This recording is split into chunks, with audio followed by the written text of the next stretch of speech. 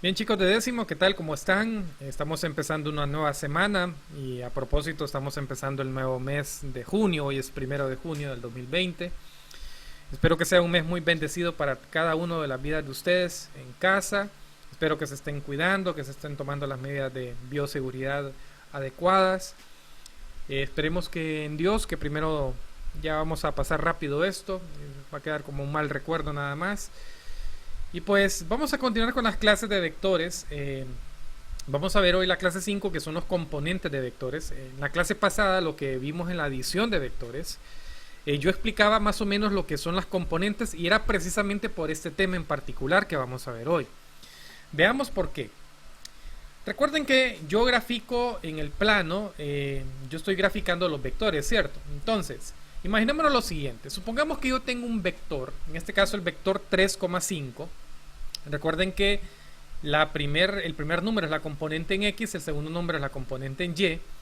Yo ese vector lo puedo escribir en términos de suma de esta forma, ¿cierto? Porque si ustedes se acuerdan, cuando yo sumaba vectores, yo sumaba la primer componente del primer vector con la primer componente y la segunda componente con la segunda componente. Es decir, que yo no estoy afectando en nada de este vector, si ustedes se dan cuenta. Veamos por qué. 3 más 0 es 3, y 0 más 5 es 5, ¿cierto? Por eso me queda entonces 3,5, que es esto que yo tengo acá. Entonces no estoy alterando en nada ese vector. Pero este vector, al mismo tiempo, yo lo puedo poner como la multiplicación de un escalar por un vector unitario. Profe, pero ¿cómo hace eso? Bueno, sencillo. ¿Qué es lo que nosotros vamos a ver hoy? Miren que este 3, yo saqué el 3 de acá y coloqué 1,0. Este es un vector unitario. ¿Por qué se llama vector unitario? Porque la magnitud de lo que mide ese vector es 1,0 más 5. Miren, saqué el 5 de acá y me queda 0,1. Es decir, lo que estoy diciendo es que yo tengo un vector unitario en X y yo tengo un vector unitario en J. Muy bien, en Y, perdón. Lo que yo quiero aclarar es el siguiente detalle. Hay situaciones en lo que, si usted me pregunta a mí en el libro del gobierno, hay cosas que como profesor de matemática yo considero que se debieron de haber dejado como todo mundo aprendió toda la vida. En el libro, al vector unitario, este vector unitario que yo tengo acá, 1,0, ellos lo llaman como E sub 1. Y que tiene que ver con que realmente con un vector unitario en esta dirección, es decir, en el X, de esa forma. Y el vector unitario 0,1, el libro lo denomina como E sub 2. Que este sería un vector unitario, pero en el eje Y, en este sentido. Realmente, cuando nosotros aprendimos hace mucho tiempo de esto, cuando fuimos alumnos en la licenciatura en matemáticas, pues aprendimos que este era el vector unitario Y, de esta forma, con un gorrito encima, y que este era el vector unitario J, con este gorrito así, ¿no? Pero en el libro del gobierno pusieron, en vez de decir y el vector J, vectores unitarios, pues le ponen E1 y E2, que es exactamente lo mismo. Quiero aclarar ese detalle porque si ustedes miran en algunos otros libros, pues se darán cuenta, o de repente viendo otros videos de clase se darán cuenta que es exactamente lo mismo. Bien, aclarando este detalle porque nos va a servir para la explicación acá, vamos a borrar aquí y vamos a continuar entonces con la presentación. Entonces, estos vectores unitarios de 1,0, que sería el vector unitario que estaría en el eje X, y el vector unitario 0,1, que sería el vector unitario que está en el eje Y, pues serían representados de esta forma. Como lo ven acá, tengo el vector unitario E1 y el vector unitario E2. Significa que ese es el vector unitario que mide 1 de distancia. Miren que aquí tengo el 1 y aquí tengo 1 en la altura, es decir, en el eje Y. Tengo el vector unitario sobre el eje X, que se va a llamar E1, y el vector unitario E2, que lo tengo sobre el eje Y de esta forma. Ambos su magnitud miden 1. Entonces dice el libro, si usted abre el libro en esta parte de las componentes de vectores, el libro dice lo siguiente. Sea E1, es decir, el vector unitario Y, para que usted lo entienda, respectivamente E2, es decir, el vector unitario J, es decir, el vector que está vertical, que es de magnitud 1, que está en el eje Y, es decir, este que está aquí. Un vector unitario, como ya lo dije, mide 1, cuya orientación es la misma que la del eje X, aquí como lo pueden ver, el E1. Respectivamente también el del eje Y, que sería el E2, ¿cierto?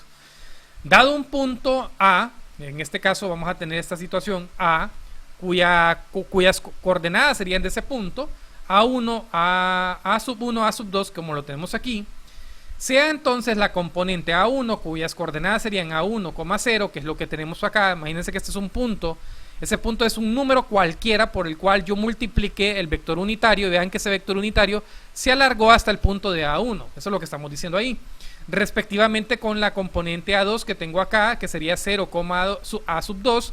Es decir, que multipliqué este vector unitario por un número, o sea, por un escalar, y llegué hasta este punto. Eso es lo que me está diciendo a mí en esta parte de acá. Dice que el pie de la base de la perpendicular hacia el eje X respectivamente con respecto al eje Y, es decir, que estos dos vectores unitarios forman un ángulo de 90, son perpendiculares entre sí, y ambos vectores unitarios fueron multiplicados por un escalar, y me quedan pues, en esta parte en X me quedaría este vector A sub, esta componente A sub 1, y en eje Y me quedaría la componente A sub 2. Esas componentes tienen los valores de A sub 1 en minúscula y A sub 2 en minúscula, que son las componentes que tiene este vector en azul que yo tengo graficado por acá. Quiere decir entonces que yo puedo graficar cualquier vector en cualquier punto del plano, y para poderlo representar entonces yo utilizaría los vectores unitarios E1, E2 para poder determinar las componentes de ese vector en todo este plano que yo tengo por acá. Quiere decir entonces OA, es decir, el vector OA desde este punto hasta este punto, es igual a la suma de los vectores, en este caso O A1 y del vector OA2, es decir, como A1 es igual a A sub 1 E1 y como A sub 2 es igual a A sub 2 E sub 2. Es decir, lo que estoy diciendo yo ahí es que esos vectores que yo tengo ahí, es decir, el vector A sub 1 realmente se reflejaría como A sub 1 en este caso, y para que lo entiendan, o el A sub 2 en este caso, de esta forma, sería entonces como A sub 2 J. Es decir que este vector OA, ese vector OA, yo lo podría representar con vectores unitarios como el vector unitario A sub 1 I, a ponerlo así con el gorrito, más el A sub 2 J, de esta forma. Eso es lo que me está diciendo en pocas palabras el libro. Nada más que ellos utilizan la nomenclatura de E1 y E2 para dar la nomenclatura de los vectores unitarios y J, que es exactamente lo mismo. Bien, aclarando ese detalle entonces, volviendo por acá, entonces siguiendo con la explicación del libro, el libro dice lo siguiente. Vamos a borrar por acá. El libro sigue diciendo lo siguiente. Inversamente, si OA es igual a A sub 1 E sub 1 más A sub 2 E sub 2, entonces las coordenadas de A son A1, A sub 2, es decir, las coordenadas del vector A serían pues los puntos que yo tendría aquí en A sub 1 y el punto que yo tendría aquí en A sub 2. Es decir, los números A sub 1 y A sub 2 que se definen únicamente. Lo que estamos diciendo entonces sería el escalar por el cual se multiplica el vector unitario. Y termina en esa parte de la teoría, porque evidentemente la matemática lleva teoría y lo que estoy explicando aquí es la teoría. Dice lo siguiente: es un vector A.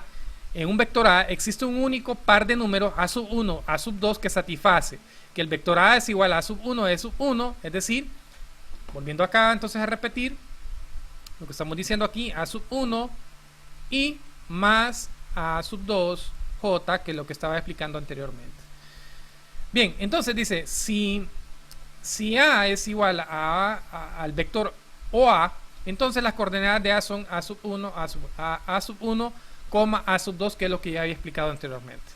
En base de esto se utiliza la siguiente expresión: si el vector A es igual a sub 1, E sub 1 más A sub 2, E sub 2, se escribe simplemente de forma matricial. Miren que esta forma que está aquí, esto que está aquí, se llama la forma matricial del vector. Eso que está ahí, donde yo tengo esto así, A sub 1, A sub 2, es lo que se llama la forma matricial del vector. Y eso es muy importante entenderlo, porque lo que vamos a hacer ahorita tiene que ver con esta parte. Entonces, A sub 1 es la componente en X y A sub 2 va a ser la componente en Y. Es decir, esta es la componente en X y esta es la componente en Y. Veamos un ejemplo para entender todo lo de la teoría. Dice por acá, en el ejemplo, en la figura, expresa el vector AB de la forma matricial. Y tenemos el siguiente plano. En este plano tenemos un vector que es el vector AB. Miren aquí, el vector empieza en este punto, en A, y termina en este punto, en B. Bien sencillo de entender las componentes de un vector, simplemente es de seguir las siguientes visualizaciones. Este vector, si yo lo analizo en X es la parte horizontal, miren qué camino, 1, miren, un espacio, 2 espacios, es decir, que la componente en X sería 2, y la componente en Y, vamos a ver si cambiamos por acá el color, no me permite cambiar el color, entonces voy a seguir 1 hacia arriba, 2, 3, es decir que la componente en X sería 2 y la componente en Y sería 3. Y evidentemente lo vamos a escribir en su forma matricial de la siguiente forma. Primero vamos a borrar por acá y vamos a hacer la forma matricial. Entonces la solución sería que el vector AB sería 2E1 más 3E2, es decir, lo que estamos diciendo otra vez, como 2I más 3J. Esto se llama vectores unitarios, ¿ok? Entonces, en la forma matricial, entonces nos va a quedar de la siguiente forma. En forma matricial nos va a quedar 2, 3. De esa forma. Quiere decir entonces que la solución en este caso sería el vector 2, 3. Bien, vamos ahora a desarrollar el ejemplo 1.5. Dice que si dos vectores, el vector 3x,8 y el vector menos 9, 4y, son iguales, se encuentren los valores de x y y. Para decir que dos vectores son iguales, debemos de determinar que sus componentes van a ser iguales, es decir, que la componente a sub 1 debe ser igual a la componente b sub 1 y que la componente a sub 2 debe ser igual a la componente b sub 2. Y aquí lo tenemos enmarcado, lo que tenemos acá. Entonces veamos cómo se resuelve. Tenemos que la igualdad de vectores es esta, que el vector 3x,8 es igual al vector menos 9, 4y. Quiere decir que estas dos componentes las vamos a igualar y estas otras dos componentes también las vamos a igualar. De la siguiente forma, vamos a decir que 3x es igual a menos 9 y vamos a despejar como si fuera una función lineal. Este 3 está multiplicando, pasa a dividir, me quedaría x es igual a menos 9 sobre 3, por tanto el valor de x sería igual a menos 3. 9 entre 3 es 3 y menos entre más da menos, por tanto me queda negativo. Lo mismo sucede con 8 igual a 4y, dándole vuelta me quedaría 4y es igual a 8, despejando el valor de y. Este 4 está multiplicando, pasa a dividir, por tanto me queda 8 sobre 4. 8 sobre 4 me va a quedar el valor de y igual a 2. Quiere decir que la respuesta sería que el valor de x en estos vectores sería el valor de x igual a menos 3 y el valor de y es igual a 2. Y fíjense que esto tiene comprobación. Podemos comprobar que estos dos vectores son iguales. Fíjense bien cómo. Si yo sustituyo el valor de x aquí, bien fácil, yo digo 3. ¿Cuánto vale x? Vale menos 3, ¿cierto? Menos 3, 8 debe ser igual al vector menos 9, 4. Vamos a borrar acá. En este caso 4 por el valor de y, que en este caso es 2, ¿cierto?